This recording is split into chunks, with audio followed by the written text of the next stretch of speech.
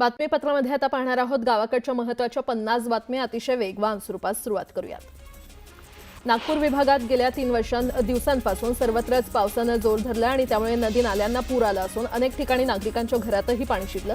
तर विदर्भातील 43 तालुक्यात अतिवृष्टी झाली असून नागरिकांना अलर्ट राहण्याच्या सूचना देण्यात आल्या।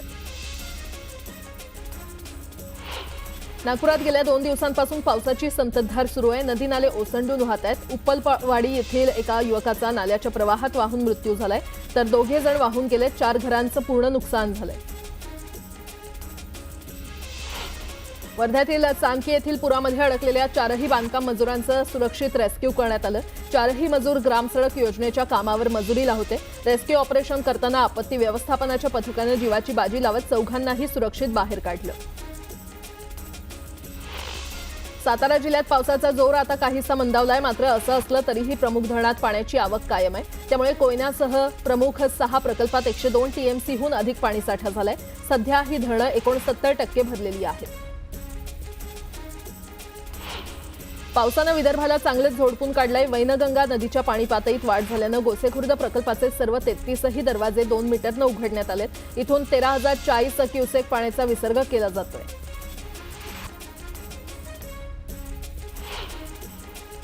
साताऱ्यातील पाटण तालुक्यात उलटा धबधबा पाहण्यासाठी गेलेल्या युवकांच्या कारचा अपघात झाला। नियंत्रण सुटल्यानं कार थेट 300 फूट खोल दरीत कोसळली। यावेळी कारमधून 4घांनी उडी मारल्यानं ते बचावलेत, तर कारमधील 1 जण गंभीर जखमी झालाय।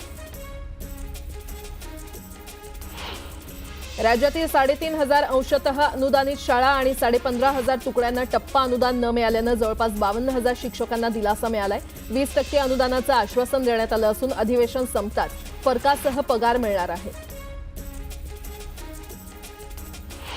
आझाद मैदानावर अनुदानासाठी शिक्षकांच्या सुरू असलेल्या आंदोलनावरून मुख्यमंत्री देवेंद्र फडणवीस यांनी विरोधकांनाच धारेवर धरलंय। शिक्षकांना टप्पा अनुदान आतापर्यंत आमच्या सरकारनं दिलं असून विरोधकांना संधी असतानाही त्यांनी फुटकी कवडी दिली नसल्याचा पलटवार मुख्यमंत्री फडणवीसांनी विरोधकांवर केलाय। समान कामासाठी समान वेतन मिळवण्याच्या मागणीसाठी संघर्ष कामगार कर्मचारी युनियन संपावर जाण्याचा निर्णय घेतलाय। मात्र याबाबत बेस्ट उपक्रमातील कंत्राटी कर्मचाऱ्यांचं मत जाणून घेण्यासाठी टप्प्याटप्प्यानं मतदान घेण्यात येते। नुकत्याच बेस्टच्या 5 आगारांमधील 1,526 कर्मचाऱ्यांनी मतदान केलं, तर 22 जुलै रोजी दुसऱ्या टप्प्यातील मतदान पार पडणार आहे। झोपडपट्टी पुनर्वसन योजनांमध्ये भोगवटाधारकांचे भाडे थकवणाऱ्या विकासकांना यापुढे चाप लागणार आहे। भाडं थकवल्यास संबंधित विकासकाच्या मालमत्तेमधून वसूल करण्याचा अधिकार झोपडपट्टी पुनर्विकास प्राधिकरणाचे मुख्य कार्यकारी अधिकारी यांना मिळालाय। पुणे शहरात महापालिका प्रशासनानं रस्त्यावरील कचरा रात्रीतूनच उचलण्यासाठी नियोजन सुरू केलं होतं। गेल्या काही महिन्यांपासून सकाळी कचरा उचलण्यास अडथळे येत असल्यानं शहर स्वच्छ करण्यास मंगळवार रात्रीपासून सुरुवात झाली आहे। या कामामध्ये 1,472 कर्मचारी आणि 213 वाहनांचा समावेश आहे। महाराष्ट्रातील मत्स्य व्यवसाय क्षेत्राच्या विकासासाठी आधुनिक तंत्रज्ञानाचा वापर करून नव्या युगात प्रवेश करण्याचा निर्णय घेण्यात आलेला आहे। AI तंत्रज्ञानाच्या मदतीनं जलाशयाचं व्यवस्थापन, मत्स्य संवर्धन आणि माहिती संकलनासाठी smart fish stock assessment system तयार करण्यासाठी महत्त्वपूर्ण करार करण्यात आलाय। पुणे पालिकेच्या आगामी निवडणुकीच्या दृष्टीनं नव्यानं प्रारूप प्रभाग रचनेचं काम सुरू झालं असून येत्या 23 किंवा 24 जुलैला हे काम पूर्ण होईल, अशी माहिती निवडणूक अधिकारी प्रसाद काटकर यांनी दिली आहे। मुंबई शहरात तसंच उपनगरात सिनेमा किंवा वेब सिरीजच्या चित्रीकरणासाठी सेट उभारणीसाठी तात्पुरत्या बांधकामाच्या परवानग्या देण्याबाबत तातडीनं पुनर्विचार करा, असे स्पष्ट आदेश मुंबई उच्च न्यायालयानं पालिकेला दिले। महाराष्ट्र राज्य परीक्षा परिषदेच्या वतीनं पूर्व उच्च प्राथमिक शिष्यवृत्ती परीक्षा आणि माध्यमिक शिष्यवृत्ती परीक्षेचा अंतिम निकाल जाहीर झालाय। 30,000 विद्यार्थ्यांपैकी 16,693 विद्यार्थी शिष्यवृत्ती धारक ठरलेले आहेत। राज्यातील तरुणांना रोजगारक्षम बनवण्यासाठी ITI कडून प्रयत्न सुरू असून त्याला विद्यार्थ्यांचा चांगला प्रतिसाद मिळतोय। गेल्या 5 वर्षांमध्ये मुली मोठ्या प्रमाणात ITI अभ्यासक्रमांना प्रवेश घेत आहेत। राज्यामध्ये खास महिलांसाठी सुरू करण्यात आलेल्या 15 ITI मध्ये 5 वर्षांमध्ये 16,192 विद्यार्थिनींनी प्रवेश घेतलाय। विलेपार्ले येथील जैन मंदिरावरील पालिकेनं केलेली पाडकामाची कारवाई योग्य असल्याचं उच्च न्यायालयानं स्पष्ट केलं। ट्रस्टनं दाखल केलेले अपील उच्च न्यायालयानं फेटाळलेले आहे। तसंच मंदिराच्या जागी ठेवलेला राडारोडा आणि त्यासाठी येणारा खर्च वसूल करण्याचे आदेशही न्यायालयानं पालिकेला दिलेत।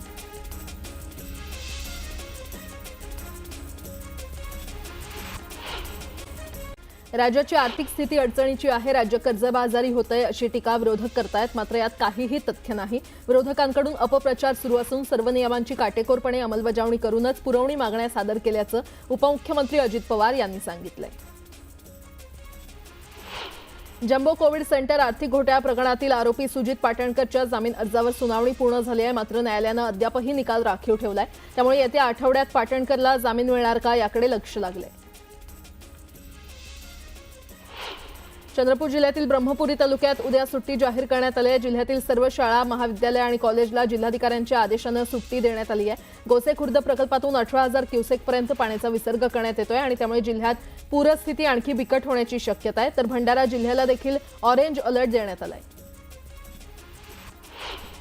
वैनगंगा नदीला आलेल्या पुरामुळे ब्रह्मपुरी तालुक्यातील 8 गावांना फटका बसलाय. नदी किनारी असलेली लाडज, पिंपळगाव, भोसले, भालेश्वर, चिखलगाव, अरहेर, नवरगाव आणि बेलगाव अशी गावं प्रभावित झाली आहेत. सध्या 14 कुटुंबांना सुरक्षित स्थळी हलवण्यात आलेलं आहे. तर मुडजा, गांगलवाडी आणि गांगलवाडी आरमोरी या मार्गावरील वाहतूक ठप्प आहे.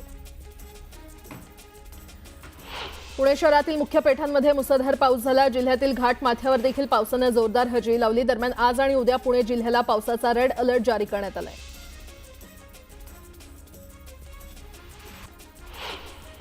गोंदिया जिल्ह्यामध्ये गेल्या 3 ते 4 दिवसांपासून संततधार पावसामुळे जनजीवन विस्कळीत झालंय. या मुसळधार पावसाचा मोठा फटका शेतकरी आणि सामान्य नागरिकांना बसलाय. अनेक तालुक्यातील मार्गावरील वाहतूक पूर्णपणे ठप्प झाली आहे. तर देवरी तालुक्यातील बेलार गोंदी पूल सध्या 2 ते 3 फूट पाण्याखाली गेलाय आणि त्यामुळे प्रशासनानं हा रस्ता वाहतुकीसाठी बंद केलाय.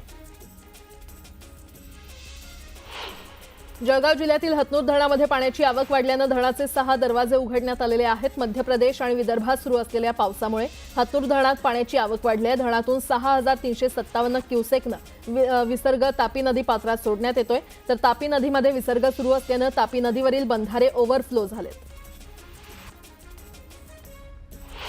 यवतमाळ जिल्ह्यातील 18 महसूल मंडळामध्ये अतिवृष्टी झाली. गेल्या 24 तासात 33.40 मिलीमीटर पावसाची नोंद झाली आहे. केळापूर तालुक्यातील सायखेडा धरण 100% भरलं असून धरणाच्या भिंतीवरून पाण्याचा विसर्ग सुरू आहे. मीरा भाईंदरमधील मोर्चाला परवानगी न दिल्यानं पोलीस आयुक्तांना हटवण्यात आलंय. मीरा भाईंदर पोलीस आयुक्त मधुकर पांडे यांची उचलबांगडी करण्यात आली आहे. निकेत कौशिक यांची मीरा भाईंदर वसई विरार पोलीस आयुक्तपदी आता वर्णी लागली आहे.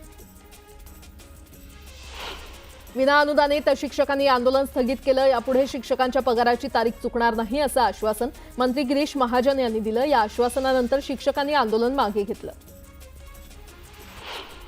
मराठवाडा विद्यापीठातील उपकुलसचिव हेमलता ठाकरे यांनी आत्महत्येचा प्रयत्न केला. सुसाईड नोटमध्ये कुलगुरू विजय फुलारी आणि कुलसचिव प्रशांत अमृतकर यांच्यावर छळ केल्याचा गंभीर आरोप हेमलता ठाकरे यांनी केलाय.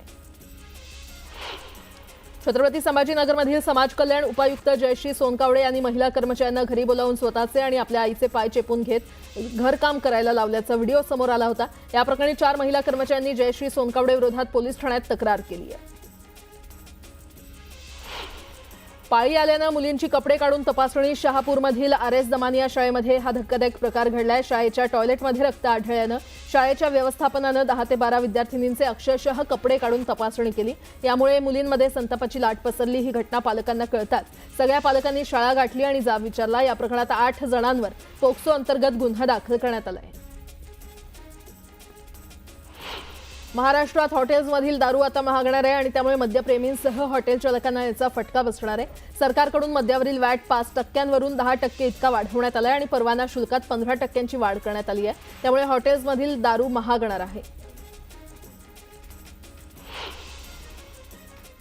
सांगली जिल्ह्यातील आटपाडी तालुक्यातल्या करगणीमध्ये एक धक्कादायक प्रकार घडलाय. 10वीमध्ये शिकणाऱ्या एका अल्पवयीन मुलीवर लैंगिक अत्याचार झाल्याची घटना घडली आहे. या घटनेनंतर पीडित मुलीनं गळफास घेऊन आत्महत्या केली आहे. पोलिसांनी गुन्हा दाखल करण्यात दिरंगाई केल्यानं पोलिसांची चौकशी करण्याची मागणी नातेवाईकांनी केली आहे.